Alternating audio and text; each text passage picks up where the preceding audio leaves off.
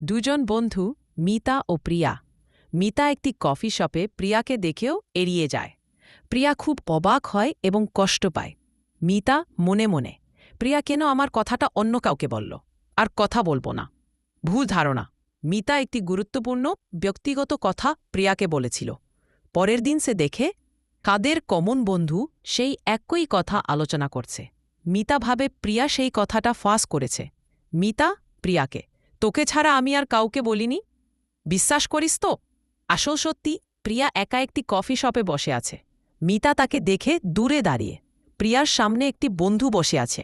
সে মিতাকে কিছু বলতেই প্রিয়া দ্রুত তাকে থামিয়ে দিয়ে, প্রিয়া, দাঁড়াও প্লিজ। মিতার কথাটা তুমি কাউকে বলো না, এটা খুব ব্যক্তিগত। মিটমাট। মিতা আড়াল থেকে এই কথাটি শুনতে পায় এবং ভুল বুঝতে পারে।